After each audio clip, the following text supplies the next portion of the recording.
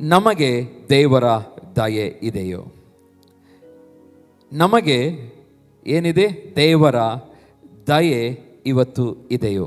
ನಮಗೊಂದು ಪ್ರಶ್ನೆ.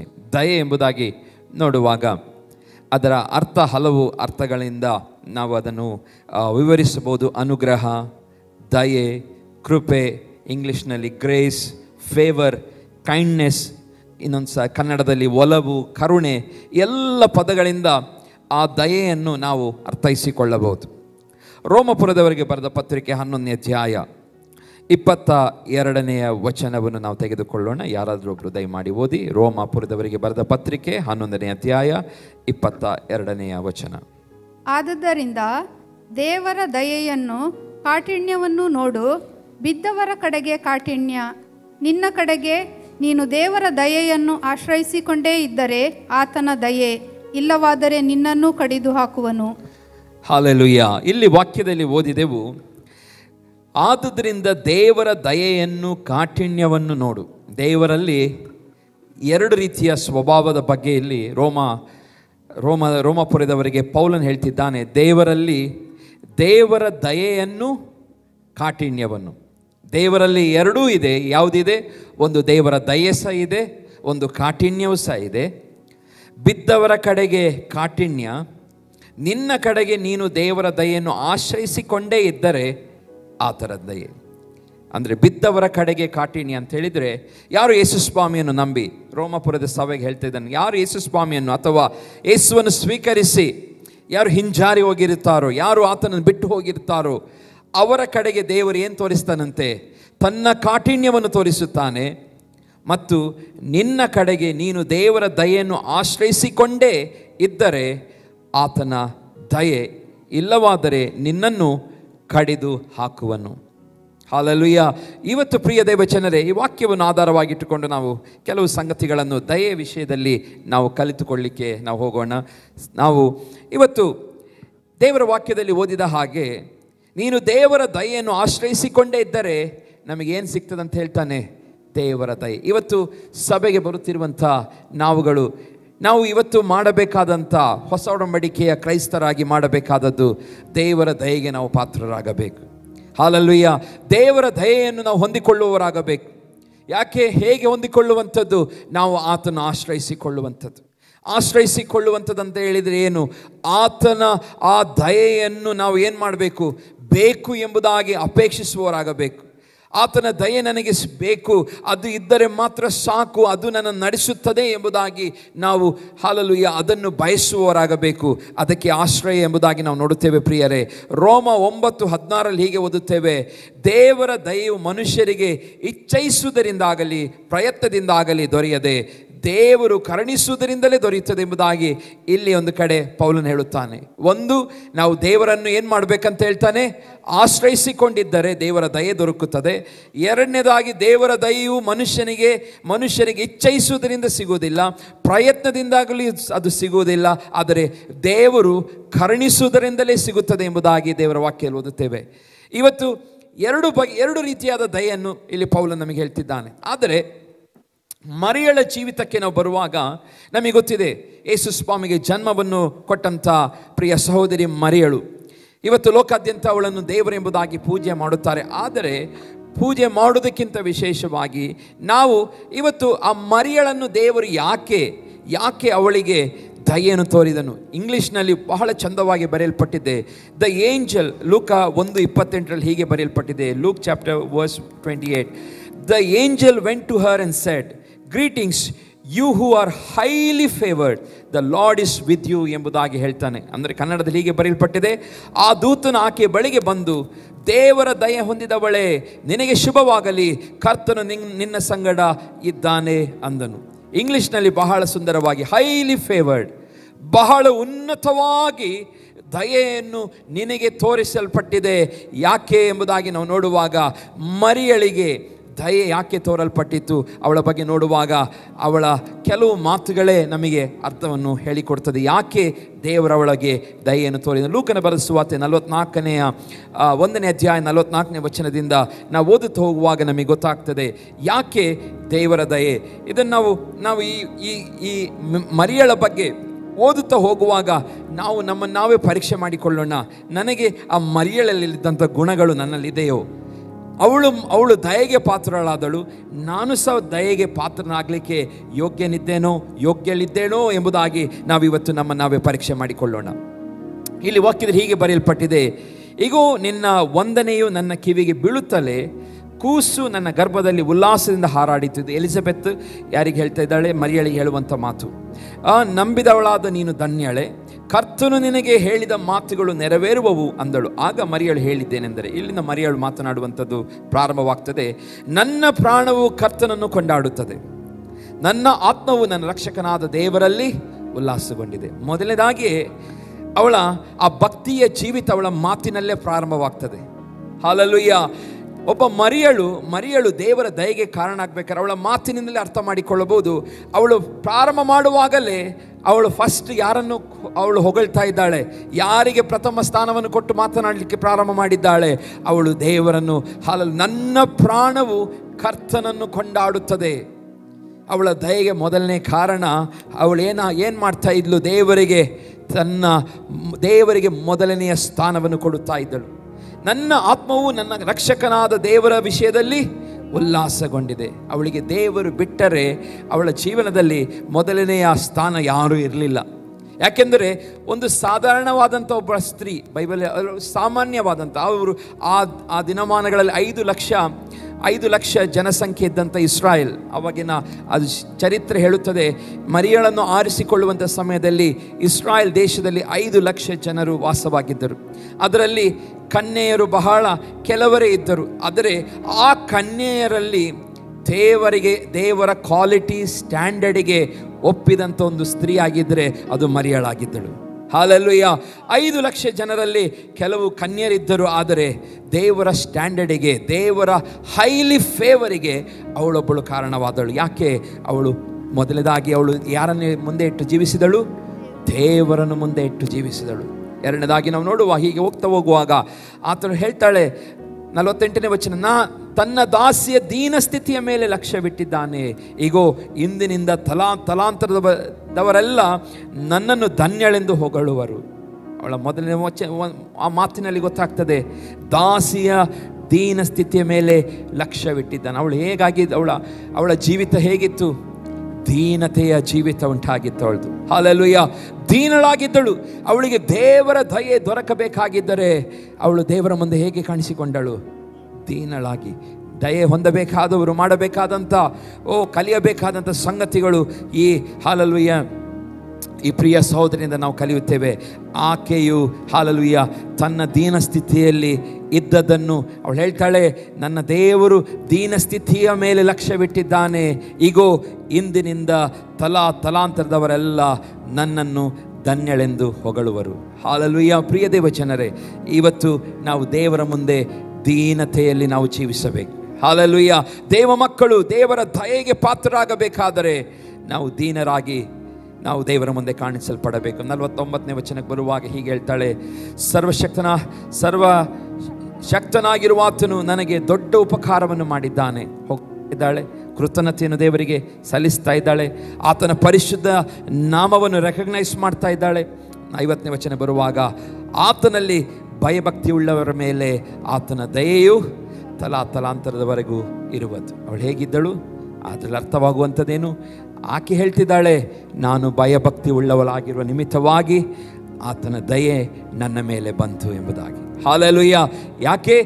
ಆಕೆಯು ಭಯಭಕ್ತಿ ಉಳ್ಳವಳಾದ ನಿಮಿತ್ತವಾಗಿ, ಆಕೆ ದೇವರ ಮುಂದೆ ಭಕ್ತಿ ಭಾವದವಳಿಗೆ ಆಗಿದ್ದ ನಿಮಿತ್ತವಾಗಿ, ಭಯದಿಂದ ಆತನನ್ನು ಸೇವಿಸುವ ನಿಮಿತ್ತವಾಗಿ ಅವಳು ಹೇಳ್ತಿದ್ದಾಳೆ, ನನ್ನ ಮೇಲೆ ದೇವರ ದಯೆಯು ಇಳಿದು ಬಂದಿದೆ.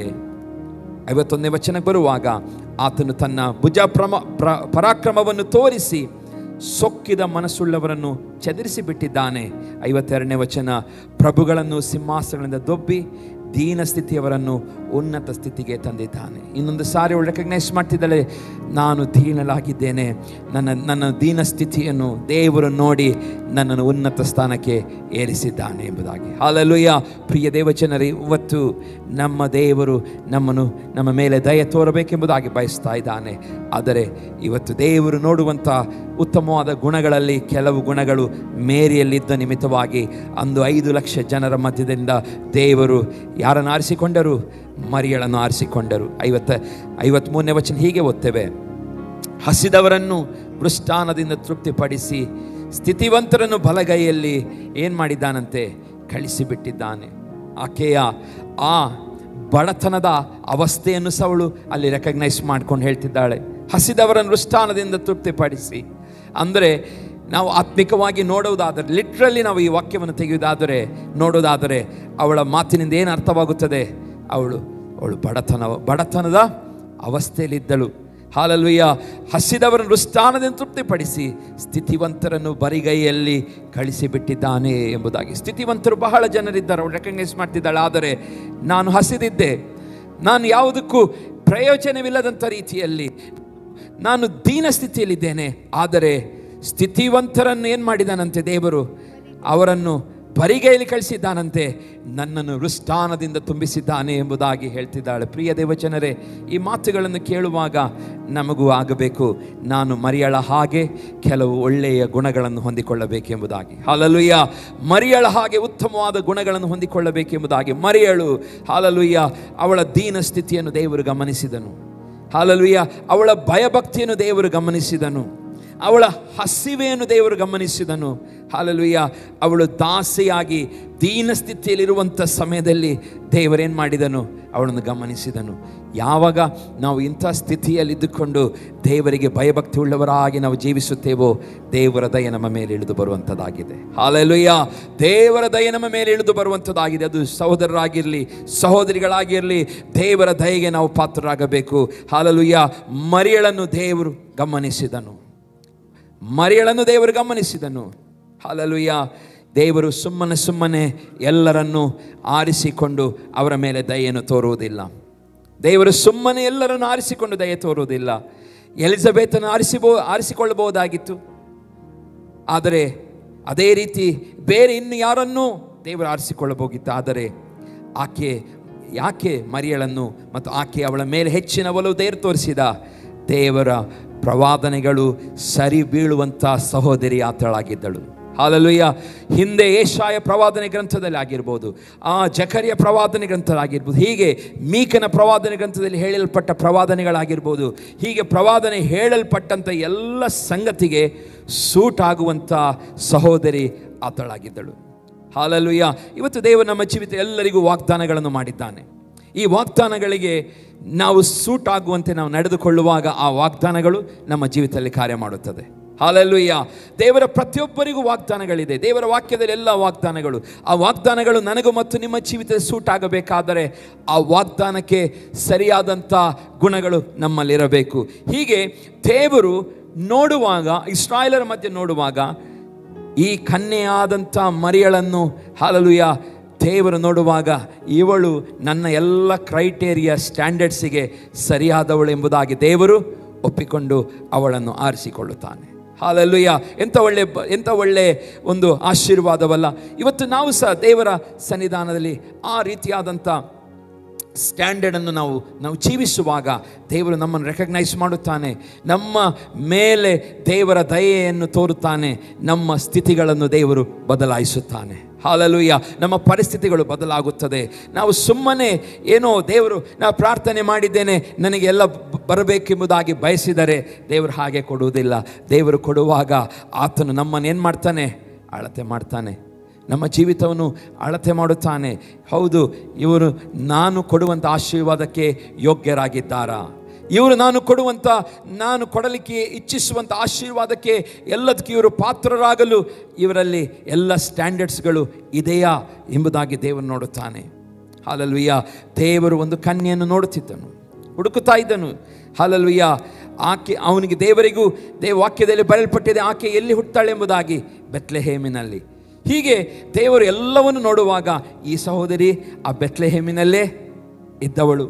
ಬೆತ್ಲೆಹೇಮಿನ ಸಹೋದರಿಯಾಗಿ ಯಾರು ಮರಿಯಳಾಗಿದ್ದಳು. ಅವಳಿಗೆ ದೇವರು ಮತ್ತು ಹಾಗೆ ಯೋಚಿಸ್ತಾನೆ, ನಾನು ದೇವರ ವಾಕ್ಯದಲ್ಲಿ ಬರೆಯಲ್ಪಟ್ಟಂಥ ಎಲ್ಲ ಕ್ರೈಟೀರಿಯಾಗಳಿಗೆ ಇವಳು ಹೊಂದಿಕೊಂಡು ಹೋಗುತ್ತಾಳ ಎಂಬುದಾಗಿ ದೇವರು ಎಲ್ಲವನ್ನು ನೋಡಿದನು. ಹಾಗೆ ಅವಳನ್ನು ಏನು ಮಾಡ್ತಾನೆ, ದೇವರು ಆರಿಸಿಕೊಳ್ಳುತ್ತಾನೆ. ನಮಗೆ ಗೊತ್ತಿದೆ, ಅವಳು ಬಸಿರಿಯಾದಂಥ ಸಮಯದಲ್ಲಿ ಅವಳಿಗೆ ಎಲ್ಲಿ ಹೋಗ್ತಾಳೆ, ಅವಳು ಆ ಬಸಿರಿ ಇರುವಂಥ ಸಮಯದಲ್ಲಿ ಅವಳು ಐಗುಪ್ತ ದೇಶಕ್ಕೆ ಹೋಗ್ತಾಳೆ. ಹೀಗೆ ಅವಳು ತನ್ನ ಜೀವನದಲ್ಲಿ ಎಲ್ಲ ಫ್ಲೆಕ್ಸಿಬಲಿಗೆ, ದೇವರು ಅಪ್ಪಣೆ ಕೊಡುವಂಥ, ದೇವರು ಹೇಳುವಂಥ ಎಲ್ಲ ಮಾತುಗಳಿಗೆ ಓಗೊಡುವಂಥ, ಓಕೆ ಎಂಬುದಾಗಿ ಹೇಳಿ ನಡೆದುಕೊಳ್ಳುವಂಥ ಸ್ತ್ರೀಯಾಗಿದ್ದಳು. ಹಾಲೆಲೂಯಾ. ನೀವು ಅಲ್ಲಿ ಹೋಗಂತೇಳಿದರೆ ಹೋಗ್ತೇನೆ ಎಂಬುದಾಗಿ ಹೇಳುವಂಥ ಒಬ್ಬ ಮಹಿಳೆಯಾಗಿದ್ದಳು. ಅದಕ್ಕೋಸ್ಕರ ದೇವರು, ಹಾಲೆಲೂಯಾ, ಅವಳಲ್ಲಿ ಆ ಗುಣ ಇದೆ ಎಂಬುದಾಗಿ ದೇವರು ಏನು ಮಾಡ್ತಾನೆ, ಅವಳನ್ನು ಆರಿಸಿಕೊಳ್ಳುತ್ತಾನೆ. ಎಲ್ಲರಿಗೂ ದೇವರ ದಯೆ ದೊರಕುವುದಿಲ್ಲ, ಇದನ್ನು ನೆನಪಿಟ್ಕೊಳ್ಳಿ. ದೇವರ ದಯೆ ದೊರಕಬೇಕಾದರೆ ನಾವು ಹೇಗಿರಬೇಕು, ದೇವರ ಸ್ಟ್ಯಾಂಡರ್ಡ್ಸಿಗೆ ಪ್ರತಿಯೊಬ್ಬರು ಮ್ಯಾಚ್ ಆಗಬೇಕು. ಹಾಲೆಲೂಯಾ. ನಾವು ಮೀಕನ ಬರೆಸುವ ಪ್ರವಾದನೆ ಗ್ರಂಥ 5ನೇ ಅಧ್ಯಾಯ 22ನೇ ವಚನದಲ್ಲಿ ಹೀಗೆ ಬರೆಯಲ್ಪಟ್ಟಿದೆ. ಆ ಬೆತ್ಲೆಹೇಮಿನ ಬಗ್ಗೆ, ಆ ಸಣ್ಣ ಗ್ರಾಮದಲ್ಲಿ ಯೇಸು ಸ್ವಾಮಿಯ ಜನನವಾಗುತ್ತದೆ. ಆ ಪ್ರವಾದನೆ ಮಾತುಗಳು ಸಹ ಅಲ್ಲಿ ಬರೆಯಲ್ಪಟ್ಟಿದೆ. ಎಫ್ರತದ ಬೆತ್ಲೆಹೇಮ್, ನೀನು ಯೆಹೂದ್ಯದ ಗ್ರಾಮಗಳಲ್ಲಿ ಚಿಕ್ಕದಾಗಿದ್ದರೂ ಇಸ್ರಾಯೇಲನು ಆಳತಕ್ಕವನು ನಿನ್ನೊಳಗಿಂದ ನನಗಾಗಿ ಹೊರಡುವನು. ಆತನ ಹೊರಡಣದ ಮೂಲಕ ಪುರಾತನವು ಏನಾಗುತ್ತದೆ, ಪುರಾತನವು ಅನಾದಿಯು ಆದದ್ದು ಎಂಬುದಾಗಿ. ಮರಿಯಳು ಎಲ್ಲ ಪರಿಸ್ಥಿತಿಗಳನ್ನು ಎದುರಿಸಲು ಸಿದ್ಧಳಾಗಿದ್ದಳು. ಅವಳಿಗೆ ಬೆತ್ಲೆಹೇಮ್ ಎಂಬುದಾಗಿ ದೇವರನ್ನು ಪ್ರವಾದನೆ ಇದೆ. ಆ ಬೆತ್ಲೆಹೇಮಿಗೆ ಹೊಂದಿಕೊಳ್ಳುವಂಥ, ಆ ಪುಟ್ಟ ಗ್ರಾಮಕ್ಕೆ ಹೊಂದಿಕೊಳ್ಳುವಂಥ ಸ್ತ್ರೀಯೂ ಆಗಿದ್ದಳು. ಇವತ್ತು ದೇವರು ನಮ್ಮನ್ನು ಒಂದು ಸಾರಿ ಹಾಲಲ್ಲಿ ಆರಿಸಿಕೊಳ್ಳುವಾಗ ಆತನು ಒಂದೊಂದೇ ವಿಷಯಗಳನ್ನು ನಮ್ಮಲ್ಲಿ ಗಮನಿಸುವನಾಗಿದ್ದಾನೆ. ಪ್ರಿಯರೇ, ಹೌದು, ಮರಿಯಳಿಗೆ ಹೇಳ್ತಾನೆ ಲೂಕ 1:38, ಈಗೋ ಮರಿಯಳು ಹೇಳ್ತಾಳೆ, ನಾನು ಕರ್ತನ ದಾಸಿ, ನಿನ್ನ ಮಂತಿನಂತೆ ನನಗಾಗಲಿ ಅಂದಳು. ಆಮೇಲೆ ಆ ದೂತನು ಆಕೆ ಬಳಿಯಿಂದ ಹೊರಟು ಹೋದನು. ಇಲ್ಲಿ ನಾವು ಓದುವಂಥದ್ದು, ಹಾಲೆಲೂಯಾ, ದೇವರ ಸ್ಟ್ಯಾಂಡರ್ಡ್ಸಿಗೆ ಇವಳು ಸೂಟ್ ಆಗಿದ್ದಾಳೆ. ಹೀಗೆ ನಾವು ಅರ್ಥ ಮಾಡಿಕೊಳ್ಳಬಹುದು. 1ನೇ ಅಧ್ಯಾಯ 38ನೇ ವಚನದಲ್ಲಿ ಹೇಳ್ತಾಳೆ, ಈಗೋ ನಾನು ಕರ್ತನ ದಾಸಿ, ನಿನ್ನ ಮಾತಿನಂತೆ ನನಗಾಗಲಿ. ಅವಳು ದೇವದೂತನು ಬಂದು ಹೇಳುವಾಗ ಹೇಳಿದ ತಕ್ಷಣ ಏನು ಮಾಡಿದಳು, ಆ ದೂತನ ಮಾತನ್ನು ಸ್ವೀಕಾರ ಮಾಡಿದಳು, ಒಪ್ಪಿದಳು. ಇವತ್ತು ದೇವದೂತನ ಬಂದು ಮಾತನಾಡುವುದಿಲ್ಲ, ಯೇಸುವೆ ಸ್ವತಃ ಇಳಿದು ಬಂದು ನಮ್ಮ ಹತ್ರ ಮಾತನಾಡೋದಿಲ್ಲ. ಇವತ್ತು ಮಾತನಾಡುವುದು ಯಾವುದು? ದೇವರ ವಾಕ್ಯ. ಈ ವಾಕ್ಯ ನಮಗೇನು ಹೇಳುತ್ತದೋ ಈ ವಾಕ್ಯವನ್ನು ನಾವು ಮಾಡುವಾಗ, ಹಾಲೆಲೂಯಾ, ನಮ್ಮ ದೇವರ ದಯೆ ನಮಗೇನಾಗ್ತದೆ, ಉಂಟಾಗುವಂಥದ್ದಾಗಿದೆ. ಹಾಲೆಲೂಯಾ. ದೇವರ ದಯೆಗೆ ಪಾತ್ರ ಆಗಬೇಕಾದರೆ ದೇವರ ವಾಕ್ಯವನ್ನು ಸಹ ನಾವೇನು ಮಾಡಬೇಕು, ಕೈಕೊಂಡು ನಡೆಯಬೇಕು. ಇಲ್ಲಿ ವಾಕ್ಯದಲ್ಲಿ ಓದುತ್ತೇವೆ, ಆ ಮರಿಯಳಿಗೆ ಬಂದು ದೂತನು ಹೇಳುವಾಗ, ಈಗೋ ನಾನು ಕರ್ತನ ದಾಸಿ, ನಿನ್ನ ಮಾತಿನಂತೆ ನನಗಾಗಲಿ ಅಂದಳು. ಆಮೇಲೆ ಆ ದೂತನು ಆಕೆಯ ಬಳಿಯಿಂದ ಹೊರಟು ಹೋದನು. ಒಪ್ಪಿಗೆ ಕೊಡುವಂಥದ್ದು, ದೇವರ ಮಾತಿಗೆ ಒಪ್ಪಿಗೆಯನ್ನು ಸೂಚಿಸುವಂಥದ್ದು, ದೇವರ ಮಾತಿಗೆ ಓಕೆ ಎಂಬುದಾಗಿ ಹೇಳುವಂಥದ್ದು ದೇವರು ನೋಡುತ್ತಾನೆ. ಯಾವಾಗ ನೀವು ಆ ರೀತಿಯಾಗಿ ಮಾಡುತ್ತೀರೋ ದೇವರ ದಯೆ, ಸ್ಪಷ್ಟ ದಯೆ ನಿಮ್ಮ ಜೀವಿತದಲ್ಲಿ ಅದು ಕಾಣಲ್ಪಡುವಂಥದ್ದಾಗಿದೆ. ಪ್ರಿಯರೇ, ಹೌದು, ಹಲ್ಲೆಲೂಯಾ. ಆಕೆ ಒಂದು ಮಗುವಿಗೆ ಜನ್ಮ ಕೊಡ್ತಾಳೆ. ಆ ಜನ್ಮ ಕೊಡುವಂಥ ಪರಿಸ್ಥಿತಿಯನ್ನು ನಾವು ಸಹ ನೋಡುವಾಗ, ಆಕೆ ಜೀವಿತದಲ್ಲಿ ನೋಡುವಾಗ, ಪ್ರಪಂಚದಲ್ಲಿ ಹಿಂದೆಂದೂ ಅವಳು ಹುಟ್ಟಿದಂಥ ಆ ಸಮಯದಲ್ಲಿ ಹಿಂದೆಂದೂ ಕೇಳದಂಥ ಒಂದು ಜನ್ಮದ ಒಂದು ಸ್ಟೋರಿ, ಹೌದಲ್ಲ? ಪವಿತ್ರಾತ್ಮನಿಂದ ಎಲ್ಲರೂ ಪುರುಷ ಮತ್ತು ಸ್ತ್ರೀ ಒಟ್ಟಾಗಿ ಸೇರಿದರಿಂದ ಮಕ್ಕಳಾಗುವುದನ್ನು ನಾವು ನೋಡುತ್ತೇವೆ. ಇತಿಹಾಸದಲ್ಲಿ ಎಲ್ಲವೂ ಅದೇ ರೀತಿ ಆಗುತ್ತಿರುವಂಥದ್ದು. ಆದರೆ ಇವಳ ಒಂದು ಮ್ಯಾಟರಿಗೆ ಬರುವಾಗ ಯಾವತ್ತೂ ಕೇಳದಂಥ ಒಂದು ಸಂಗತಿಯನ್ನು ಕೇಳ್ತಿದ್ದಾಳೆ. ಏನು ಕೇಳ್ತಾ ಇದ್ದಾಳೆ? ನೀನು ಪವಿತ್ರಾತ್ಮನಿಂದ ಗರ್ಭಿಣಿ ಆಗುತ್ತಿ ಎಂಬುದಾಗಿ ಕೇಳುವಾಗ ಇದೊಂದು ಹೊಸ ಸಂಗತಿ. ಆದರೂ ಸಹ ಅವಳು ಕೇಳುವಂಥ ಮಾತು, ಇದು ದೇವರ ನನ್ನ ಸಂಗಡ ಮಾತನಾಡ್ತಿದ್ದಾನೆ ಎಂಬುದಾಗಿ ತಿಳಿದು ಆ ಮಾತಿಗೆ ಅವಳು ಏನು ಮಾಡ್ತಾಳೆ? ಒಪ್ಪುತ್ತಾಳೆ. ಹಲ್ಲೆಲೂಯಾ. ಅವಳು ಅದನ್ನು ಸಂಶಯಪಟ್ಟು ರಿಜೆಕ್ಟ್ ಮಾಡ್ಬೋದಿತ್ತು. ಇದೇಂತ ಹೇಳ್ತಾ ಇದ್ದಿ, ಇದೇನೋ ಕೇಳುವಂಥದ್ದೇನೋ ಭ್ರಮೆ ಎಂಬುದಾಗಿ ಅವಳು ಅದನ್ನು ಬಿಟ್ಟು ಹೋಗ್ಬೋದಿತ್ತು. ಯಾವಾಗ ದೂತನು ಬಂದು ಮಾತನಾಡುತ್ತಾನೋ ಆ ಮಾತುಗಳಿಗೆ ಅವಳು ಏನು ಮಾಡ್ತಾಳೆ? ಒಪ್ಪುತ್ತಾಳೆ. ಚರಿತ್ರೆಯಲ್ಲಿ ಕೇಳದಂಥ ಸಂಗತಿ ಅವಳು ಕೇಳುವಾಗಲೂ ಸಹ ಅವಳೇನು ಮಾಡ್ತಾಳೆ? ದೇವರ ಮಾತಿಗೆ ಗೌರವವನ್ನು ಕೊಡುತ್ತಾಳೆ. ಹಲ್ಲೆಲೂಯಾ, ಗೌರವವನ್ನು ಕೊಡುತ್ತಾಳೆ. ಪ್ರಿಯರೇ, ಆಕೆ ಜೀವನ ಅದಕ್ಕೋಸ್ಕರ ದಯೆಗೆ ಪಾತ್ರವಾಯಿತು. ಹಾಲೆಲೂಯ. ನಂಬಿಕೆ ದಯೆಯನ್ನು ಏನು ಮಾಡ್ತದೆ? ಆಕರ್ಷಿಸುತ್ತದೆ. ಇವತ್ತು ನನ್ನ ಮತ್ತು ನಿಮ್ಮ ನಂಬಿಕೆ ದಯೆಯನ್ನು ಏನು ಮಾಡ್ತದೆ? ಆಕರ್ಷಿಸುತ್ತದೆ. ಇವತ್ತು ನೀವು ಎಷ್ಟು ಆತನ ಮೇಲೆ ನಂಬಿಕೆ ಇಡುತ್ತೀರೋ, ಆತನ ಮಾತು ಮೇಲೆ ನಂಬಿಕೆ ಇಟ್ಟು ಜೀವಿಸುತ್ತೀರೋ, ದೇವರ ದಯೆಯನ್ನು ನೀವು ಆಕರ್ಷಿಸುತ್ತೀರಿ. ದೇವರ ದಯೆ ನಿಮ್ಮ ಮೇಲೆ ಇಳಿದು ಬರುತ್ತದೆ. ನಿಮ್ಮ ಜೀವಿತದ ಪ್ರತಿಯೊಂದು ಕೈ ಫೇವರ್ ಎಂಬುದಾಗಿ ಏನು ಹೇಳ್ತೇವೆ, ಆ ಫೇವರ್ ನೀವು ನಡೆಯುವಾಗ, ಹೋಗುವಾಗ, ಕೆಲಸ ಸ್ಥಳದಲ್ಲಿ, ಮನೆಯಲ್ಲಿ, ಸಭೆಯಲ್ಲಿ, ಹಲ್ಲೆಲೂಯಾ, ನೀವು ಎಲ್ಲೇ ಹೋದರೂ ನಿಮ್ಮ ಕುಟುಂಬದಲ್ಲಿ ದೇವರ ದಯೆಯನ್ನು ನಿಮಗೆ ಕಾಣಲಿಕ್ಕೆ ಸಾಧ್ಯವಾಗುತ್ತದೆ. ನಂಬಿಕೆ ದಯೆಯನ್ನು ಆಕರ್ಷಿಸುತ್ತದೆ. ಪ್ರಿಯ ದೇವಜನರೇ, ದೇವರು ಎಲ್ಲರಿಗೂ ಒಳ್ಳೆಯದನ್ನೇ ಮಾಡುವಂಥ ದೇವರಾಗಿದ್ದಾನೆ. ಆತನ ದಯೆ ಯಾರನ್ನೂ ಭೇದ ಭಾವ ಮಾಡದೆ ಎಲ್ಲರಿಗೂ ಕೊಡುತ್ತಾನೆ. ಆದರೆ ದೇವರು, ನೀವು ದೇವರೊಳಗೆ, ದೇವರಿಗೆ ಒಳಗಾಗಿ ಹೃದಯವನ್ನು ಆತನಿಗಾಗಿ ತೆರೆದಾಗ ಮಾತ್ರ ಆತನ ದಯೆಯನ್ನು ಕಾಣುತ್ತೀರಿ. ಹಲ್ಲೆಲೂಯಾ. ನಾವು ನಮ್ಮ ಹೃದಯವನ್ನು ತೆರೆಯಬೇಕು. ಎಲ್ಲರಿಗೂ ದೇವರು ಭೇದ ಭಾವ ಮಾಡದೆ ದೇವರು ಕೊಡಲಿಕ್ಕೆ ಇಷ್ಟಪಡ್ತಾ ಇದ್ದಾನೆ. ಹೊಸ ಒಡಂಬಡಿಕೆಯಲ್ಲಿರುವಂಥ ನಾವುಗಳು, ಆತನ ಕೃಪೆ ಇದೆ, ದಯೆ ಇದೆ, ಆದರೆ ಎಲ್ಲರಿಗೂ ಕೊಡಲಿಕ್ಕೆ ಆತನಿಗೆ ಇಷ್ಟ ಇದೆ. ಆದರೆ ದೇವರು ನಮ್ಮಿಂದ ಬಯಸುವಂಥದ್ದು, ನಾವು ದೇವರಿಗೆ ಒಳಗಾಗಿ ನಮ್ಮ ಹೃದಯವನ್ನು ಆತನಿಗಾಗಿ ಏನು ಮಾಡಬೇಕು? ತೆರೆಯಬೇಕು. ಆವಾಗ ಆತನ ದಯೆಯನ್ನು ಕಾಣುವ ಹಾಗೆ ದೇವರು ಸಹಾಯ ಮಾಡ್ತಾನೆ. ಇವತ್ತು ದೇವರ ದಯೆಯನ್ನು ಹೊಂದಲು ಬಯಸ್ತಾ ಇದ್ದೀರಾ? ಮರಿಯಳು ದೇವರಲ್ಲಿ ಭಯಭಕ್ತಿಯಿಂದ ಜೀವಿಸಿದಳು. ಮರಿಯಳು ದೀನ ಸ್ಥಿತಿಯಲ್ಲಿದ್ದಳು, ಬಡವಳಾಗಿದ್ದಳು. ಅವಳ ಜೀವಿತದಲ್ಲಿ ಅವಳಿಗಿಂತ ಉನ್ನತವಾದಂಥ ಎಲ್ಲ ಹಣವಿದ್ದವರಿರ್ಬೋದು, ಆಸ್ತಿ ಪಾಸ್ತಿ ಎಲ್ಲ ಇದ್ದವರಿರ್ಬೋದು, ಎಲ್ಲವನ್ನು ಬಿಟ್ಟು ದೇವರನ್ನು ಆರಿಸಿಕೊಳ್ತಾರೆ. ಬಡವಳಾಗಿದ್ದಳು, ಆದರೂ ಸಹ ಅವಳು, hallelujah, she has a good quality. ದೇವರ ಮೇಲೆ ಪ್ರೀತಿಯನ್ನು ತೋರುವಂಥ, ದೇವರನ್ನು ಕೊಂಡಾಡುವಂಥ ಹೃದಯ, ದೇವರನ್ನು ರೆಕಗ್ನೈಸ್ ಮಾಡುವಂಥದ್ದು, ದೇವರ ಪರಿಶುದ್ಧತೆಯನ್ನು, ಹಲ್ಲೆಲೂಯಾ, ರೆಕಗ್ನೈಸ್ ಮಾಡಿ ಅದನ್ನು ಕೊಂಡಾಡುವಂಥ ಹೃದಯ. ಅವಳ ಮಾತಿನಲ್ಲಿ ಗೊತ್ತಾಗ್ತದೆ ಅವಳು ದೇವರ ಮೇಲೆ ಎಷ್ಟು ಮೆಚ್ಯೂರ್ ಆಗಿದ್ದಳು ಎಂಬುದಾಗಿ ಆ ವಾಕ್ಯ ನಮಗೆ ತಿಳಿಯಪಡಿಸ್ತದೆ. ಮೆಚ್ಯೂರ್ ಆಗಿದ್ದಳು, ದೇವರ ವಿಷಯದಲ್ಲಿ ಮೆಚ್ಯೂರಿಟಿ ಅವಳಿಗಿತ್ತು.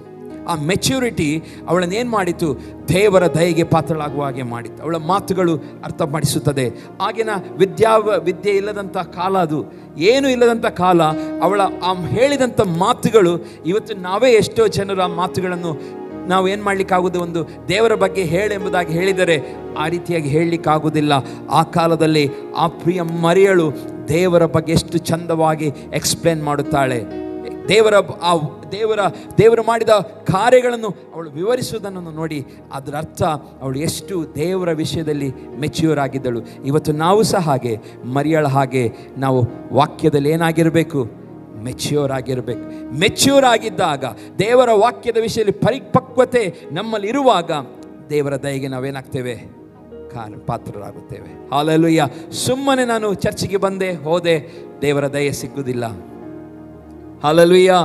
ನಾನು ಸಭೆಗೆ ಬಂದೆ, ಆರಾಧನೆ ಮಾಡಿದೆ, ಹಾಡುಗಳನ್ನು ಹಾಡಿದೆ, ಚಪ್ಪಾಳೆಯನ್ನು ತಟ್ಟಿದೆ, ಮ್ಯೂಸಿಕ್ ಬಾರಿಸಿದೆ, ಹಾಡನ್ನು ಲೀಡ್ ಮಾಡಿದೆ, ನಾನು ಮಾಡಿದೆ, ನೀವು ಮಾಡಿದೆ, ಎಲ್ಲರೂ ಮಾಡಿದೆವು.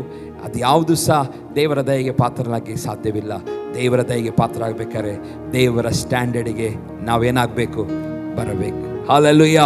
ದೇವರ ಸ್ಟ್ಯಾಂಡರ್ಡಲ್ಲಿ ನಾವು ಜೀವಿಸಬೇಕು. ಮರಿಯಳು ಬಹಳ ಉತ್ತಮವಾದ ಕಾರ್ಯವನ್ನು ಮಾಡಿ ಅವಳು ದೇವರ ಹೃದಯವನ್ನು ಗೆದ್ದಳು. ಹಲ್ಲೆಲೂಯಾ. ತಾನಿಗೆ ಗೊತ್ತಿರಲಿಲ್ಲ, ತನ್ನ ಜೀವನದಲ್ಲಿ ಬೆಳೆಯುತ್ತಾ ಬರ್ತಾ ಇದ್ದಾಳೆ, ಅವಳು ಕನ್ಯೆಯಾಗಿದ್ದಾಳೆ.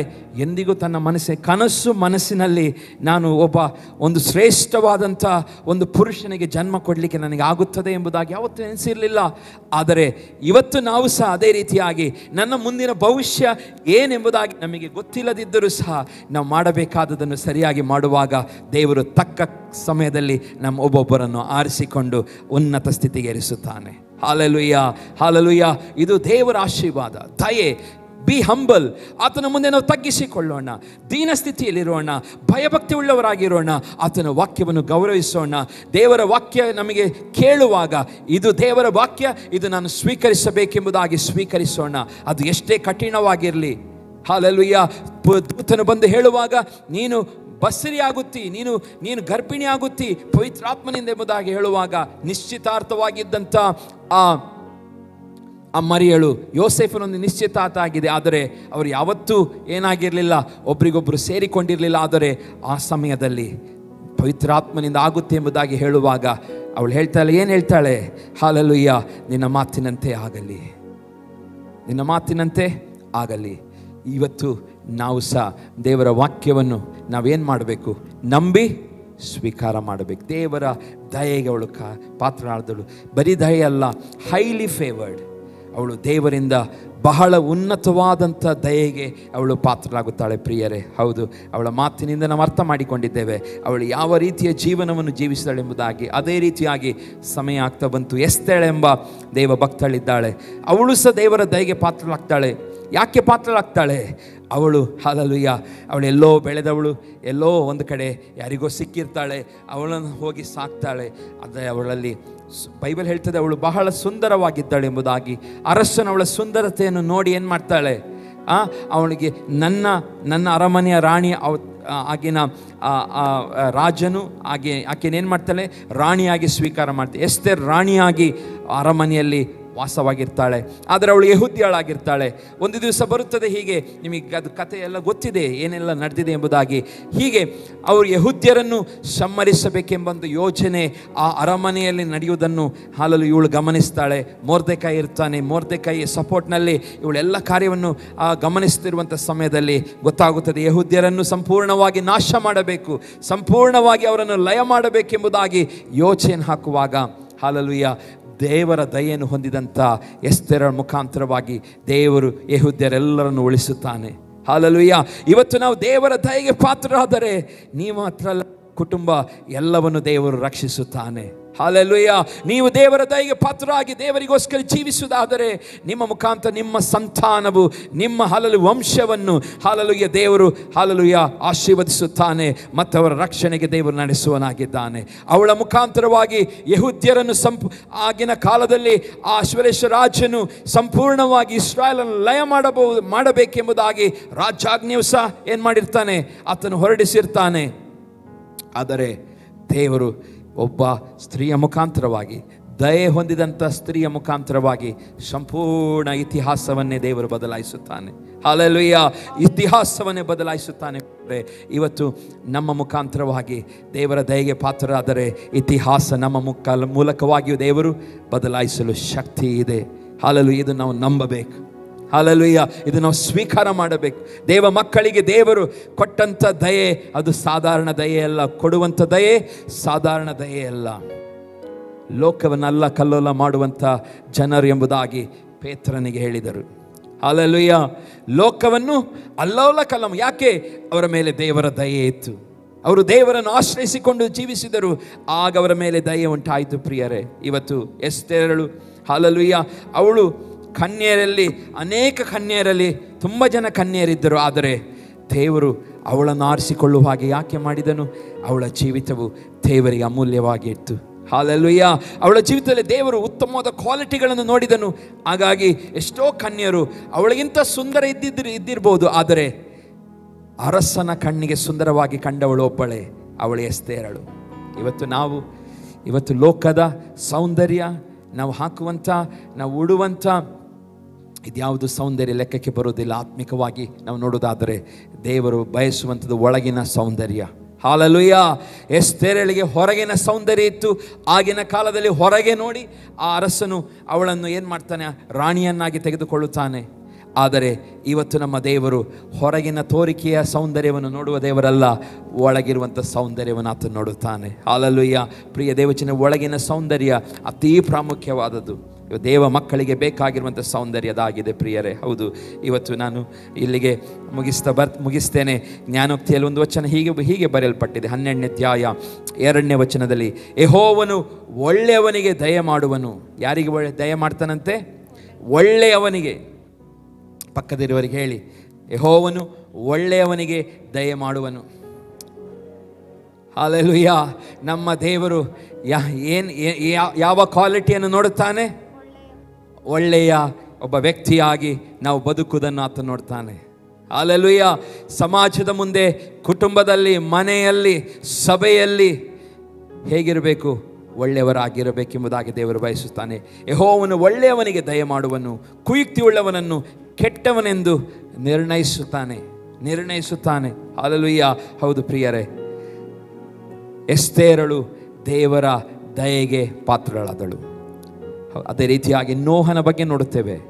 ನೋಹನು ದೇವರ ದಯೆಗೆ ಪಾತ್ರನಾಗ್ತಾನೆ. ಯಾಕೆ ಪಾತ್ರನಾಗ್ತಾನೆ? ಆ ಒಬ್ಬನ ನಿಮಿತ್ತವಾಗಿ ಅವನ 3 ಜನ ಗಂಡು ಮಕ್ಕಳು ಅವನ ಸೊಸೆಯಂದಿರು, ಅವನ ಹೆಂಡತಿ ಎಲ್ಲರೇನಾಗ್ತಾರೆ? ರಕ್ಷಿಸಲ್ಪಡುತ್ತಾರೆ. ಇವತ್ತು ನೋಹನ ರೀತಿಯ ದಯೆ ದೇವರು ನಮಗೆ ತೋರಲಿ. ಹಲ್ಲೆಲೂಯಾ.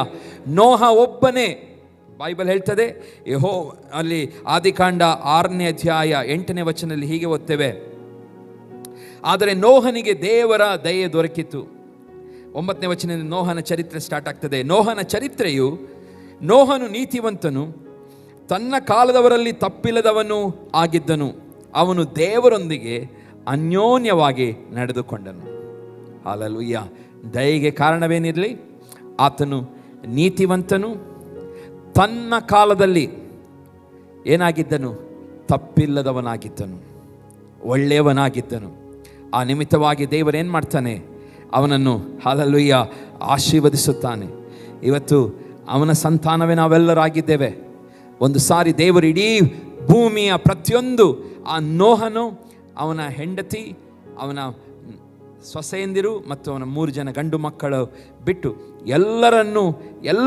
ಎಲ್ಲವನ್ನು ಸಂಹರಿಸ್ತಾನೆ. ಇಡೀ ನಾಶವಾಗಿ ಪ್ರಳಯದ ಮುಖಾಂತರ ದೇವರು ನಾಶನವನ್ನು ಆತನು ತರುತ್ತಾನೆ. ಆ ನಂತರ ಹುಟ್ಟುವಂಥ ಎಲ್ಲ ಜನರು, ಅವರ ಆ ಕುಟುಂಬದಿಂದಲೇ ನಾವೆಲ್ಲರೂ ಜನಿಸಿದೆವು ಎಂಬುದಾಗಿ ಬೈಬಲ್ ನಮಗೆ ಸ್ಪಷ್ಟವಾಗಿ ತಿಳಿಸುವಂಥದ್ದಾಗಿದೆ. ಪ್ರಿಯರೇ, ಇವತ್ತು ಹಲ್ಲೆಲೂಯಾ, ನೋಹನು ದೇವರ ದಯೆಗೆ ಪಾತ್ರನಾದನು. ಆತನು ನೀತಿವಂತನು, ಅವನ ಕಾಲದಲ್ಲಿ ತಪ್ಪಿಲ್ಲದವನು ಆಗಿದ್ದನು ಮತ್ತು ದೇವರೊಂದಿಗೆ ಅನ್ಯೋನ್ಯವಾಗಿ ನಡೆದುಕೊಂಡನು. ಇದು ಬಹಳ ಪ್ರಾಮುಖ್ಯವಾದದ್ದು. ಅನ್ಯೋನ್ಯವಾಗಿ ದೇವರೊಂದಿಗೆ ಏನಿತ್ತು? ಅವನಿಗೆ ಗುಡ್ ರಿಲೇಷನ್ಶಿಪ್. ಅವನ ಸಂಬಂಧ ಏನಿತ್ತು? ನಾವು ಪ್ರಾರ್ಥನೆ ಮಾಡ್ತೇವಲ್ಲ, ಎಷ್ಟೋ ಸಾರಿ ಗಂಟೆಗಟ್ಟಲೆ ನಾವು ಪ್ರಾರ್ಥನೆ ಮಾಡ್ತೇವೆ, ಆದರೆ ನಿಮ್ಮ ಮತ್ತು ದೇವರ ಸಂಬಂಧ ಏನು? What is your relationship with god? ತಂದೆ ಎಂಬುದಾಗಿ ಹೇಳ್ತೇವೆ, ನಾವು ಮಗಳೆಂಬುದಾಗಿ ನಾವು ಹೇಳ್ತೇವೆ, ಆದರೆ ಅಷ್ಟು ಪ್ರಾರ್ಥನೆ ಮಾಡಿದ್ದೇವೆ. What is your relationship with god? ನಿಮ್ಮ ಮತ್ತು ದೇವರೊಂದಿಗಿರುವಂಥ ಸಂಬಂಧ ಏನಿದೆ? ಮಾತು ಬಾಯಿಂದ ಎಷ್ಟೋ ಹೊರಡ್ತದೆ, ನಾವು ಎಷ್ಟೋ ಪ್ರಾರ್ಥನೆ ಮಾಡ್ಬೋದು, ಎಷ್ಟೋ ತುಂಬ ಜನರಿಗೋಸ್ಕರ ಪ್ರಾರ್ಥನೆ ಮಾಡ್ಬೋದು, ವಿವಿಧ ರೀತಿಯಲ್ಲಿ ಪ್ರಾರ್ಥನೆ ಮಾಡೋದು, ಮೊಣಕಾಲಾಕಿ ಉಪವಾಸದಿಂದ, ಹಲ್ಲೆಲೂಯಾ, ಅರ್ಧ ಉಪವಾಸ, ಹೀಗೆ ಬೇರೆ ಬೇರೆ, ಬರೀ ನೀರು ಕುಡಿದು ಉಪವಾಸ, ಈ ರೀತಿಯಾದ ಉಪವಾಸಗಳನ್ನು ಮಾಡಬಹುದು. ಆದರೆ ವಾಟ್ ಈಸ್ ಯುವರ್ ರಿಲೇಷನ್ಶಿಪ್? ನಿಮ್ಮ ಸಂಬಂಧ ಏನು? ಆದರೆ ನೋಹನ ಬಗ್ಗೆ ಓದ್ತೇವೆ, ಆತನು ದೇವರೊಂದಿಗೆ ಅನ್ಯೋನ್ಯವಾಗಿದ್ದನು, ಅವನ ಸಂಬಂಧ ಒಳ್ಳೆಯದಾಗಿತ್ತು. ಆತನ ಸಂಬಂಧ ಒಳ್ಳೆಯದಾದ ನಿಮಿತ್ತವಾಗಿ ಗಾಡ್ ರೆಕಗ್ನೈಸ್, ಅವನ ಕಾಲದಲ್ಲಿಯೇ ಇವನೊಬ್ಬ ಒಳ್ಳೆಯ ವ್ಯಕ್ತಿ, ತಪ್ಪಿಲ್ಲದಂಥ ಒಬ್ಬ ವ್ಯಕ್ತಿ ಎಂಬುದಾಗಿ ದೇವರು, ಆಗಿನ ಕಾಲದ ಎಷ್ಟು ಲಕ್ಷ ಜನರಿದ್ದ ನಮಗೆ ಗೊತ್ತಿಲ್ಲ, ಎಷ್ಟು ಕೋಟಿ ಜನರಿದ್ದ ನಮಗೆ ಗೊತ್ತಿಲ್ಲ, ಆದರೆ ದೇವರು ಅವನನ್ನು ರೆಕಗ್ನೈಸ್ ಮಾಡಿದನು. ಹಲ್ಲೆಲೂಯಾ. ಅವನ ಮೇಲೆ ದಯೆ. ಇವತ್ತು ನಾನು ಮತ್ತು ನೀವು ನೋಹನ ಹಾಗೆ ದಯೆಗೆ ಪಾತ್ರರಾಗೋಣ. ಒಳ್ಳೆಯ ಕಾರ್ಯಗಳನ್ನು ಮಾಡೋಣ, ಒಳ್ಳೆಯ ಕೆಲಸವನ್ನು ಮಾಡಿ, ಒಳ್ಳೆಯದಾಗಿ ಜೀವಿಸಿ, ಒಳ್ಳೆಯ ಹೆಸರನ್ನು ಪಡೆದು ನಾವು ಈ ಭೂಮಿ ಮೇಲೆ ಜೀವಿಸೋಣ. ನಮಗೆ ಗೊತ್ತಿಲ್ಲ ಯಾವಾಗ ದೇವರು ನನ್ನನ್ನು ಮತ್ತು ನಿಮ್ಮನ್ನು ಆ ಉನ್ನತವಾದಂಥ ಸ್ಥಾನಕ್ಕೆ ನಮ್ಮನ್ನು ನಡೆಸುತ್ತಾನೆ ಎಂಬುದಾಗಿ. ಹಲ್ಲೆಲೂಯಾ. ನೀವು ಎಷ್ಟೇ ದಿನ ದೇವರು ಟಕ್ಕಂತ ಈಗಲೇ ಮಾಡುತ್ತಾನೆ ಎಂಬುದಾಗಿ ನೆನೆಸದೆ, ನಮ್ಮ ಪ್ರಯತ್ನ ಒಳ್ಳೆಯದಾಗಿರುವುದಕ್ಕೆ ನಾವು ಪ್ರಯತ್ನ ಮಾಡುತ್ತಲೇ ಇರೋಣ, ಒಳ್ಳೆಯದಾಗಿ ಜೀವಿಸೋಣ. ದೇವರ ಸಮಯ ಬರುವಾಗ ನಮ್ಮನ್ನು ಆತನೇನು ಮಾಡ್ತಾನೆ? ನಮ್ಮನ್ನು ಆಶೀರ್ವದಿಸುತ್ತಾನೆ. ಹಲ್ಲೆಲೂಯಾ. ನಮ್ಮನ್ನು ನಡೆಸುತ್ತಾನೆ, ನಮ್ಮನ್ನು ಮೇಲಕ್ಕೆತ್ತುತ್ತಾನೆ, ನಮ್ಮನ್ನು ಉನ್ನತಕ್ಕೇರಿಸುತ್ತಾನೆ, ನಮಗೆ ಬಲ ಕೊಡುತ್ತಾನೆ, ನಮಗೆ ಶಕ್ತಿಯಿಂದ ಆತನು ತುಂಬಿಸುತ್ತಾನೆ. ಸಭೆಯಾಗಿ ಅನ್ಯೋನ್ಯವಾಗಿರುವಂಥದ್ದು ಬಹಳ ಪ್ರಾಮುಖ್ಯ. ದೇವರೊಂದಿಗೆ ಅನ್ಯೋನ್ಯವಾಗಿರುವಂಥದ್ದು. ಹೊಸ ಒಡಂಬಡಿಕೆಯಲ್ಲಿ ದೇವರ ಪವಿತ್ರಾತ್ಮನು ಹಲ್ಲೆಲೂಯಾ ಅದು ಇಳಿದು ಬಂದಾಗ ಸಭೆಯು ಅನ್ಯೋನ್ಯವಾಗಿತ್ತು. ಅಪೊಸ್ತಲರ ಕೃತ್ಯಗಳು 2:44 ಓದ್ತೇವೆ, ಸಭೆಯವರೆಲ್ಲರೂ ಒಗ್ಗಟ್ಟಾಗಿದ್ದು ತಮ್ಮದೆಲ್ಲವನ್ನು ಹುದುವಾಗಿ ಅನುಭೋಗಿಸುತ್ತಾ ತಮ್ಮ ತಮ್ಮ ಚರಸ್ಥಿರ ಸ್ವತ್ತುಗಳನ್ನು ಮಾರಿ ಬಂದ ಹಣವನ್ನು ಎಲ್ಲರಿಗೂ ಅವರವರ ಅಗತ್ಯವಿದ್ದ ಹಾಗೆ ಹಂಚಿಕೊಡುತ್ತಾ ಇದ್ದರು. ಅವರು ದಿನಾಲು ಏಕ ಮನಸ್ಸಿನಿಂದ ಏನು ಮಾಡ್ತಾ ಇದ್ರಂತೆ?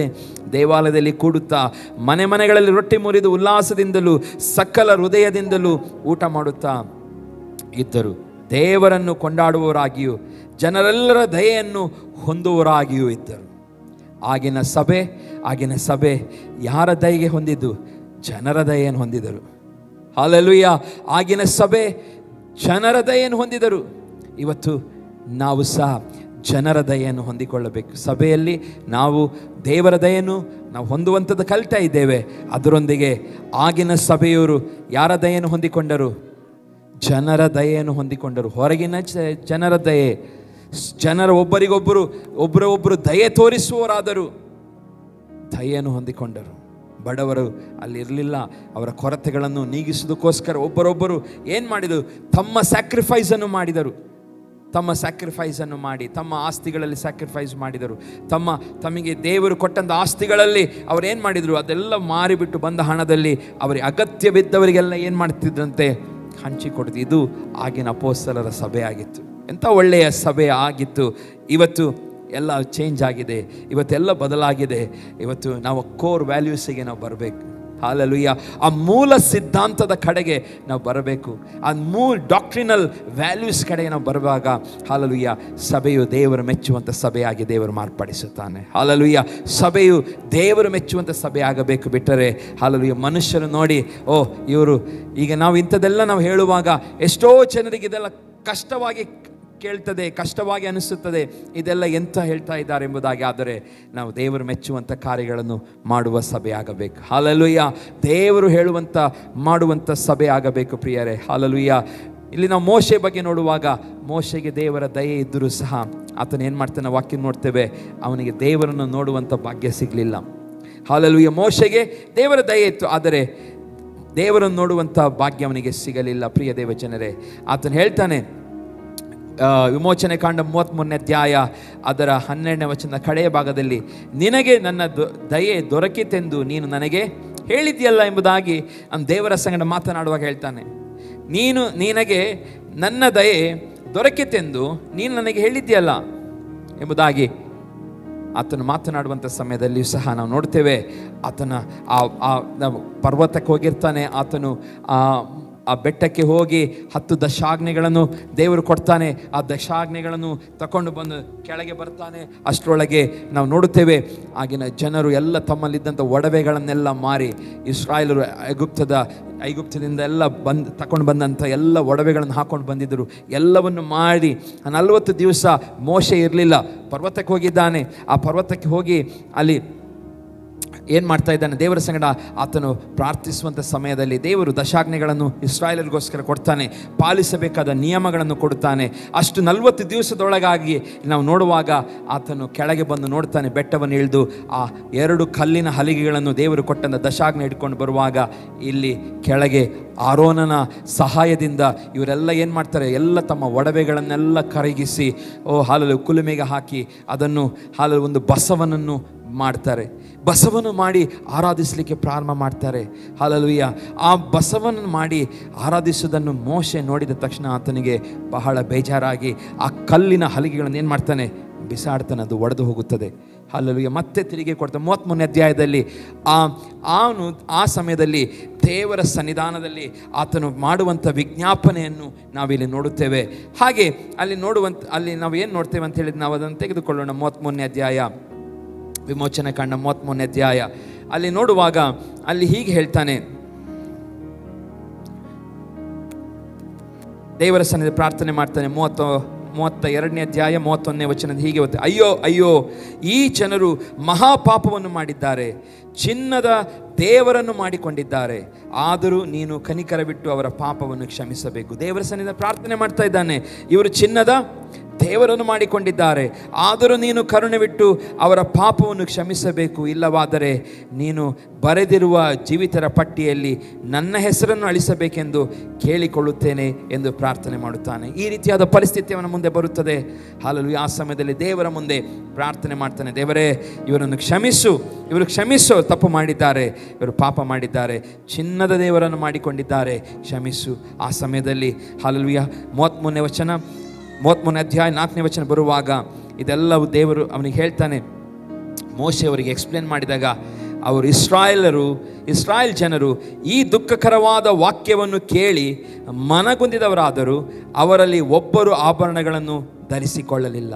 ಯಾವಾಗ ಅವರಿಗೆ ತಪ್ಪಿನ ಅರಿವು ಉಂಟಾಗುತ್ತದೋ ಆ ಸಮಯದಲ್ಲಿ ನಾವು ನೋಡ್ತೇವೆ, ಅವರು ತಮ್ಮ ಆಭರಣಗಳನ್ನೆಲ್ಲ ಏನು ಮಾಡಲಿಕ್ಕೆ ಸ್ಟಾರ್ಟ್ ಮಾಡ್ತಾರೆ, ಬಿಚ್ಚಿಬಿಟ್ರು.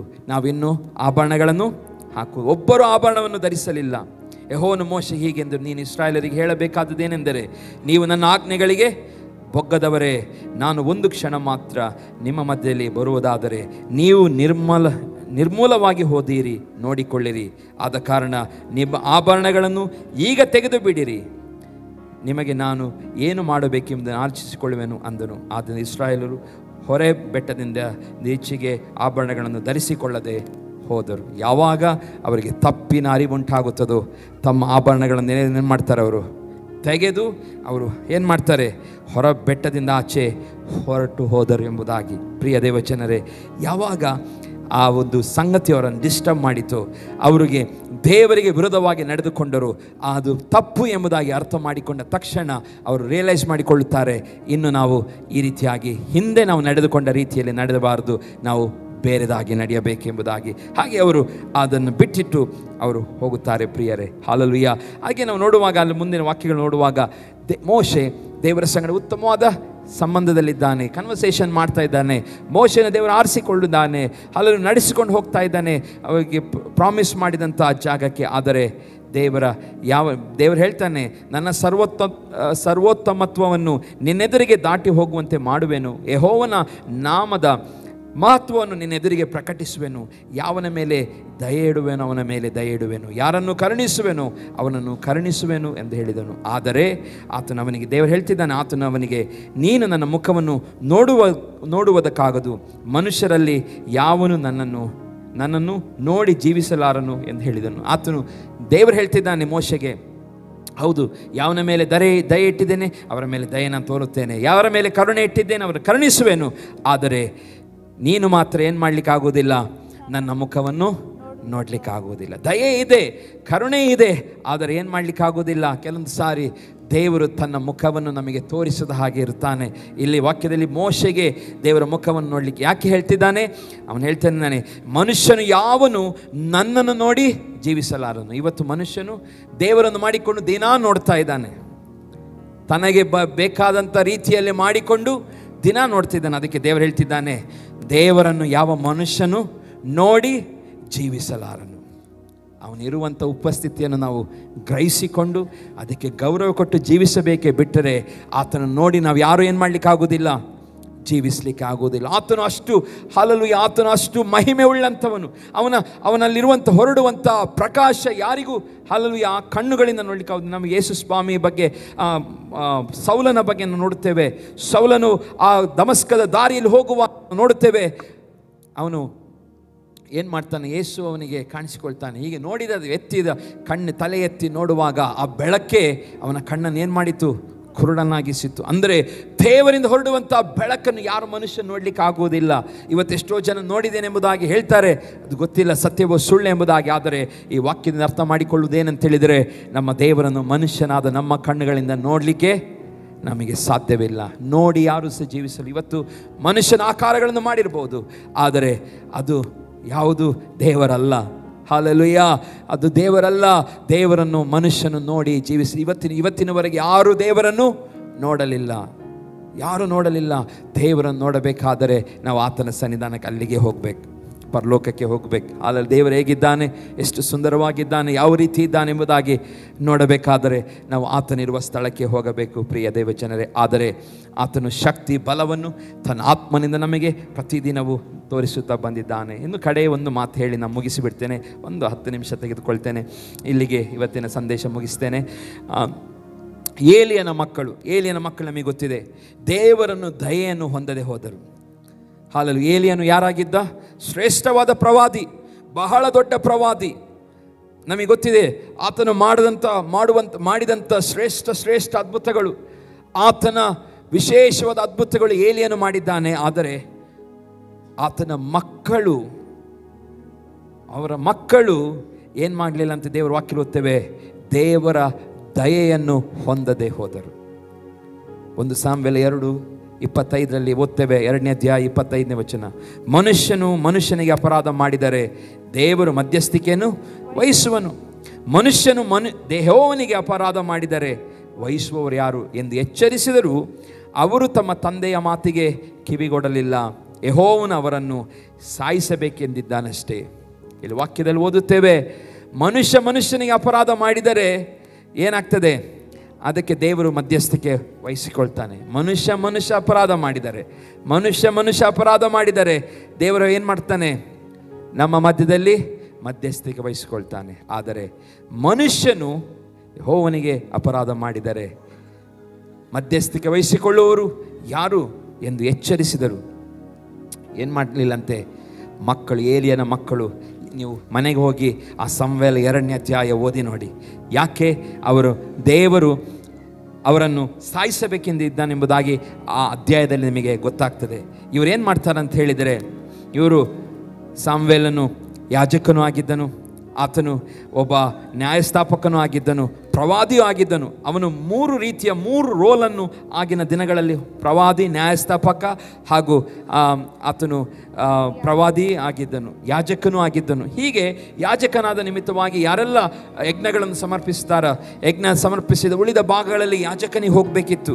ಅವರು ಸಮರ್ಪಿಸಿದಂಥ ಆ ಯಜ್ಞದಲ್ಲಿ ಯಾಜಕನಿಗೆ ಆದರೆ ಈ ಮಕ್ಕಳೇನು ಮಾಡ್ತಿದ್ದಂತೆ, ಯಜ್ಞಗಳನ್ನು ಸಮರ್ಪಿಸುವಂಥ ಸಮಯದಲ್ಲಿ ಜನರು ತಮ್ಮ ಪಾಪಗಳಿಗೂ ಬೇರೆ ಬೇರೆ ವಿಷಯಗಳಿಗೆ ಸಮರ್ಪಿಸುವಂಥ ಸಮಯದಲ್ಲಿ ಇವ್ರು ಹೋಗಿ ಆ ಮಾಂಸವನ್ನು ತಿನ್ನುವಂಥದ್ದು, ಅಲ್ಲಿರುವಂಥ ಸ್ತ್ರೀಯರೊಂದಿಗೆ ಕೆಟ್ಟದಾಗಿ ವರ್ತಿಸುವಂಥದ್ದು, ಹೀಗೆಲ್ಲ ಮಾಡುತ್ತಿದ್ದ ನಿಮಿತ್ತವಾಗಿ ನಾವು ವಾಕ್ಯದಲ್ಲಿ ಓದ್ತೇವೆ, ಅವರು ದೇವರ ದಯೆಯಿಂದ ಅವರು ಹೊರ ಬಂದರು. ದೇವರವರನ್ನು ದಯೆ ತೋರಿಸಲಿಲ್ಲ, ದೇವರವರಿಗೆ ವಿರೋಧವಾಗಿ ನಿಂತನು. ಹೀಗೆ ನಿಂತ ನಿಮಿತ್ತವಾಗಿ ಇಲ್ಲಿ ವಾಕ್ಯದಲ್ಲಿ ಓದ್ತೇವೆ, ತನ್ನ ಮಕ್ಕಳು 3ನೇ ಅಧ್ಯಾಯ 13ನೇ ವಚನ, ತನ್ನ ಮಕ್ಕಳು ದೇವದೂಷಕರೆಂದು ಅವನಿಗೆ ತಿಳಿದು ಬಂದರು. ಏಲಿಯನ ತಪ್ಪು ಇದೆ. ಅವರು ತಿಳಿದು ಬಂದರೂ ಸಹ ಏನು ಮಾಡಲಿಲ್ಲಂತೆ, ಅವನಿಗೆ ತಿಳಿದು ಬಂದರು, ಅವನನ್ನು ಗದರಿಸಲಿಲ್ಲ. ಅವರನ್ನು ಏನು ಮಾಡಲಿಲ್ಲ, ಏಲಿಯನು ಗದರಿಸಲಿಲ್ಲ. ಈ ಪಾಪದ ನಿಮಿತ್ತವಾಗಿ ಅವನ ಮನೆಯನ್ನು ನಿತ್ಯ ದಂಡನೆಗೆ ಗುರಿ ಮಾಡಿದ್ದೇನೆಂದು ಅವನಿಗೆ ಮೊದಲೇ ತಿಳಿಸಿದ್ದೆನು. ಏಲಿಯನ ಮನೆಯವರ ಮತ್ತು ಅದು ಹೀಗೆ ಆ ಪಶ್ಚಾತ್ತಾಪ ಅದೆಲ್ಲ ದೇವರ ವಾಕ್ಯದಲ್ಲಿ ಅವರಿಗೆ ಪಶ್ಚಾತ್ತಾಪವನ್ನು ಪಟ್ಟರೂ ಸಹ ಪಶ್ಚಾತ್ತಾಪವಿಲ್ಲ ಎಂಬುದಾಗಿ ದೇವರ ವಾಕ್ಯದಲ್ಲಿ, ಪಶ್ಚಾತ್ತಾಪಕ್ಕೆ ನಾನು ಯಾವ ರೀತಿಯ ಗೌರವವನ್ನು ಕೊಡುವುದಿಲ್ಲ, ಯಜ್ಞವನ್ನು ಸಮರ್ಪಿಸಿದರು, ಯಜ್ಞಕ್ಕೂ ನಾನು ಗೌರವ ಕೊಡದೆ ಇವರನ್ನು ನಾಶ ಮಾಡುತ್ತೇನೆ ಎಂಬುದಾಗಿ ದೇವರು ಆಜ್ಞಾಪಿಸ್ತಾನೆ. ಪ್ರಿಯರೇ, ಯಾಕೆ ಇಲ್ಲಿ ಏಲಿಯನು, ಇಲ್ಲಿರುವಂಥ ತಂದೆ ತಾಯಿಗಳು ಗಮನಿಸಬೇಕು. ನಿಮ್ಮ ಮಕ್ಕಳು ಏನೇ ತಪ್ಪುಗಳನ್ನು ಮಾಡುವಾಗ ನೀವು ಗದರಿಸುವಂಥ ಸಮಯದಲ್ಲಿ ಗದರಿಸಲೇಬೇಕು. ನೀವು ಅವರನ್ನು ಎಚ್ಚರಿಸಬೇಕು. ಅವನ ಮಕ್ಕಳೆಲ್ಲ ಸಾಯಲಿಕ್ಕೆ ಕಾರಣ ಏನಂತ ಹೇಳಿದರೆ, ತನ್ನ ಮಕ್ಕಳು ದೇವದೂಷಕರೆಂದು ಅವರಿಗೆ ತಿಳಿದು ಬಂದರು. ಅವನು ಅವರನ್ನು ಏನು ಮಾಡಲಿಲ್ಲಂತೆ, ಗದರಿಸಲಿಲ್ಲ. ಅದ ನಿಮಿತ್ತವಾಗಿ, ಆ ಪಾಪ ನಿಮಿತ್ತವಾಗಿ ಅವರ ಇಡೀ ಮನೆ ನಿತ್ಯ ದಂಡನೆಗೆ ಗುರಿಯಾಯಿತು ಎಂಬುದಾಗಿ ವಾಕ್ಯದಲ್ಲಿ ಓದುತ್ತೇವೆ. ನಿತ್ಯ ದಂಡನೆಗೆ ಗುರಿಯಾಯಿತು.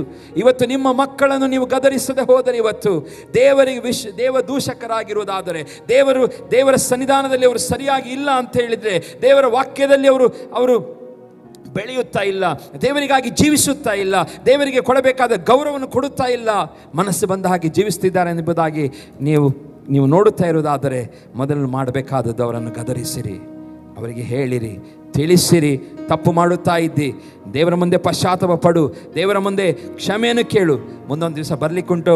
ಅಲ್ಲಿ ಏಲಿಯನ ಕುಟುಂಬದಲ್ಲಿ ಏನಾಗ್ತದೆ, ಆ ಏಲಿಯನ ಮನೆಯವರ ಅಪರಾಧಕ್ಕೆ ಯಜ್ಞ ನೈವೇದ್ಯಗಳಿಂದಲೂ ಎಂದಿಗೂ ಪ್ರಾಯಶ್ಚಿತ್ತವಾಗುವುದಿಲ್ಲವೆಂಬುದಾಗಿ ಆಣೆ ಇಟ್ಟಿದ್ದೇನೆ ಎಂಬುದಾಗಿ ದೇವರು ಹೇಳ್ತಾನೆ. ಅವರು ಮಾಡಿದ ತಪ್ಪಿಗೆ ಏನು ಹೇಳ್ತಾನೆ, ಯಜ್ಞ ನೈವೇದ್ಯಗಳಿಂದಲೂ ಪ್ರಾಯಶ್ಚಿತ್ತದಿಂದ ಆಗಲು ಏನಾಗಲಿಕ್ಕಿಲ್ಲ, ಅದು ಸರಿಪಡಿಸಲಿಕ್ಕಾಗುವುದಿಲ್ಲ. ಯಾಕೆಂದರೆ ನೀನು ಮಾಡಬೇಕಾದದನ್ನು ಮಾಡಲಿಲ್ಲ, ಗದರಿಸಬೇಕಾದದನ್ನು ಮಾಡಲಿಲ್ಲ. ನೀನು ಗದರಿಸಿ ಅವರನ್ನು ಶಿಕ್ಷಿಸಬೇಕಾಗಿತ್ತು. ನಿನ್ನ ಮಕ್ಕಳು ನಾನು ನಿನಗೆ ಕೊಟ್ಟಿದ್ದೇನೆ, ನಿನ್ನ ಮಕ್ಕಳಾಗಿದ್ದಾರೆ, ನೀನು ಹೇಳಿದಾಗ ಅವರು ಕೇಳಬೇಕಿತ್ತು. ಆದರೆ ನೀನು ಅವರನ್ನು ಮನಸ್ಸು ಬಂದ ಹಾಗೆ ನಡೆಯಲಿಕ್ಕೆ ಅವರನ್ನು ಬಿಟ್ಟು ಅವರು ಮಾಡುತ್ತಿರುವ ಕೆಟ್ಟ ಕೆಲಸಗಳನ್ನು ನೋಡುತ್ತಾ ಕಣ್ಣು ಮುಚ್ಚಿ ಕೊಡ್ತಿ. ಆ ನಿಮಿತ್ತವಾಗಿ ನಿನ್ನ ಮನೆಯವರೆಲ್ಲ ಅಪರಾಧಕ್ಕೆ, ಹಲ್ಲೆಲೂಯ, ಯಾವ ಯಜ್ಞ ನೈವೇದ್ಯಗಳು, ಯಾವ ಪ್ರಾಯಶ್ಚಿತ್ತವಾದಂಥ ಯಾವ ಸಂಗತಿಗಳು ಅದು ಇನ್ನು ಮುಂದೆ ನಡೆಯುವುದಿಲ್ಲ ಎಂಬುದಾಗಿ ದೇವರು ಆಣೆ ಕೊಟ್ಟನು. ಪ್ರಿಯ ದೇವಜ, ಬಹಳ ಸೀರಿಯಸ್ ಆಗಿ ನಾವು ತೆಗೆದುಕೊಳ್ಳಬೇಕು. ಮಕ್ಕಳನ್ನು, ನಮಗೆ ದೇವರು ಕೊಟ್ಟ ಮಕ್ಕಳನ್ನು ನಾವು ಏನು ಮಾಡಬೇಕು, ಗದರಿಸಬೇಕು. ಅದಕ್ಕೆ ಜ್ಞಾನಿಯಾದ ಸೊಲೊಮೋನ ಹೇಳ್ತಾನೆ, ಬೆತ್ತ ಹಿಡಿಯಬೇಕು ಮಕ್ಕಳನ್ನಾಗಲಿ. ಯಾಕೆ ನೀವು ಹಾಗೆ ಮಾಡುವಾಗ ದೇವರ ದಯೆಯನ್ನು ಕಾಣುತ್ತೀರಿ. ಹಲ್ಲೆಲೂಯಾ. ದೇವರ ದಯೆಯು ನಿಮ್ಮ ಜೀವಿತಗಳಲ್ಲಿ, ನಿಮ್ಮ ಮಕ್ಕಳ ಜೀವಿತದಲ್ಲಿ ಕಾಣಬೇಕಾದರೆ ಇದನ್ನು ಮಾಡಬೇಕು. ಹಲ್ಲೆಲೂಯಾ. ದೇವರ ದಯೆ ಬಹಳ, ನಾವು ದಯೆ ಎಂಬುದಾಗಿ ಹೇಳ್ತೇವಲ್ಲ, ಅದು ಬಹಳ ಸಿಂಪಲ್ ಆಗಿ ನಾವು ಹೇಳ್ತೇವೆ. ಆದರೆ ಆ ದೇವರ ದಯೆಗೆ ಉದ್ದ ಅಳತೆ, ಹಲ್ಲೆಲೂಯಾ, ನೀವು ಅಳತೆ ಮಾಡಲಿಕ್ಕಾಗೋದಿಲ್ಲ. ಅಷ್ಟು ಉತ್ತಮವಾದಂಥ ಆ ಮೀನಿಂಗನ್ನು, ಅಗಾಧವಾದಂಥ ಆ ರಹಸ್ಯವನ್ನು ಆ ದಯೆ ಹೊಂದಿಕೊಂಡಿದೆ. ಹಲ್ಲೆಲೂಯಾ. ಆ ದಯೆಯನ್ನು ಹೊಂದಿಕೊಳ್ಳಬೇಕಾದರೆ ನಿಮ್ಮ ಮಕ್ಕಳು ಗದರಿಸುವಂಥ ಸಮಯದಲ್ಲಿ ಗದರಿಸಿರಿ, ಬುದ್ಧಿ ಹೇಳುವಂಥ ಸಮಯದಲ್ಲಿ ಬುದ್ಧಿ ಹೇಳಿರಿ. ಯಾಕಂದರೆ ಬುದ್ಧಿ ಹೇಳಿ ನೀವು ನೋಡಿ ತಪ್ಪುಗಳನ್ನು ಮಾಡೋದನ್ನು ನೋಡಿ ಸುಮ್ಮನೆ ಇರಬೇಡಿ. ಇದು ತಪ್ಪು. ಇಲ್ಲಿ ಏಲಿಯನು ಮಾಡಿದ ತಪ್ಪುಗಳನ್ನು ಮಾಡುತ್ತಿರುವಾಗಲೂ ಮಾಡೋದನ್ನು ನೋಡಿ ಏನು ಮಾಡಿದನು? ಸುಮ್ಮನಿದ್ದನು. ಪ್ರಿಯ ದೇವಜನರೇ, ಇವತ್ತು ದೇವರ ದಯೆ ನಮ್ಮೆಲ್ಲರಿಗೂ. ನಾವು ಈ ಮಕ್ಕಳು ಯಾಜಕನಾದಂಥ ಸಾಮ್ವೇಲ, ಪ್ರವಾದಿಯಾದ ಸಾಮ್ವೇಲ, ಇವನ ಸಕ್ಸೆಸರ್ ಆಗಬೇಕಾಗಿತ್ತು. ಇವನ ನಂತರ ಅವರೇ ಏನು ಮಾಡಬೇಕಿತ್ತು? ಏಲಿಯನ ಆ ಪೊಸಿಷನನ್ನು ಯಾಜಕನಾಗಿ ತೆಗೆದುಕೊಳ್ಳಬೇಕಾಗಿತ್ತು. ಯಾಕೆಂದರೆ ತಂದೆಗಳ ಫಲವನ್ನು ಮಕ್ಕಳ ಮೇಲೆ ದೇವರು ಕೊಡುತ್ತಾನೆ. ಅವರ ನಂತರ ಆಗಬೇಕಾಗಿತ್ತು. ಆದರೆ ನಾವು ವಾಕ್ಯ ಇರುತ್ತೇವೆ ಅವರ ಆಗ್ಲಿಕ್ಕೆ ಬಿಡಲಿಲ್ಲ. ಅದ ನಂತರ ಸಾಮ್ವೇಲನ್ನು ದೇವರು ಉಪಯೋಗಿಸಿಕೊಳ್ತಾನೆ. ಹಲ್ಲೆಲೂಯಾ. ಸಾಮ್ವೇಲ್ ಯಾಜಕನಾಗಿದ್ದನು, ಪ್ರವಾದಿ ಯಾಜಕನ ನ್ಯಾಯಸ್ಥಾಪಕನಾಗಿದ್ದನು. ಏಲಿಯನು ಹಲ್ಲೆಲೂಯಾ ಪ್ರವಾದಿಯಾಗಿ ಜೀವಿಸಿದನು. ಸಾಮ್ವೇಲನು ಮಾತ್ರ 3 ಪೊಸಿಷನ್ಸ್ಗಳನ್ನು ಹೊಂದಿಕೊಂಡಿದ್ದನು.